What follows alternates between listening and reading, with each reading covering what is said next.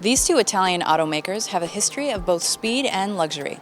Hi, I'm Rebecca Brayton and welcome to WatchMojo.com, and today we'll be learning more about Ferrari and Maserati. Can you start by introducing us to the Ferrari brand? Well, I think the name Ferrari speaks for itself. It's been always the pinnacle. It's what all the other automotive brands want to aspire to. Obviously, if we're talking about performance cars, essentially it used to be a race car that you can drive on the streets, but today with the technology, they are actually very comfortable cars to drive daily. What would you say the brand is best known for? What's the signature? I think the heritage, what this company stands for. Enzo Ferrari, his thinking was, I got to build race cars, and to pay for the racing development, he had to build the road cars. So as you could see, it all began with a race car, and that DNA never went away. Tell us more about the 2010 models. What we did is we brought in the latest model, which is the Ferrari California. This is a whole new segment for Ferrari. Apart from it also being an extreme and purposeful car on the racetrack, it's actually probably the most comfortable car they've ever built, with the most creature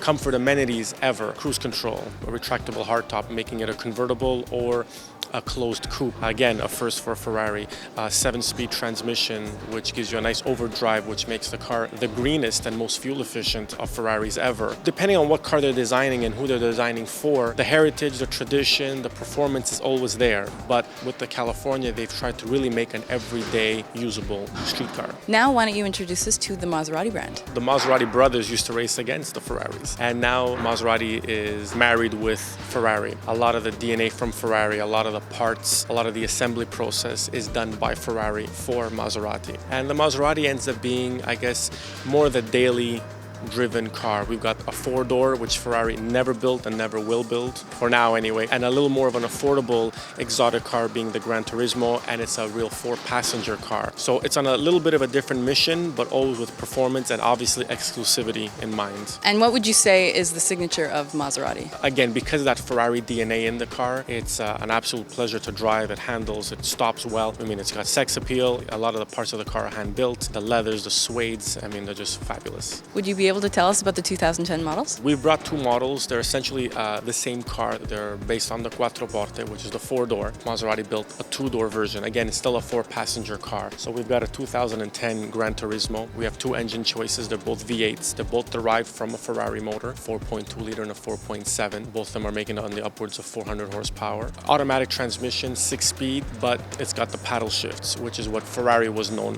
and is known for. So you can change gears on the steering wheel if you feel like driving the car in a sporty manner. And when you don't, you put the car into regular mode, bring it into automatic, and she's nice and soft and comfortable to drive. Any interesting amenities like you were mentioning in the Ferrari? The forte with this car is that you can pick every single detail when you're building the car, from the color of the exterior to the color of the brake calipers. And then when we get to the interior, well, there's different leathers, there's suedes, the carpeting can change, the piping, the stitching, the headliner. I mean, it doesn't end. So no car is actually the same.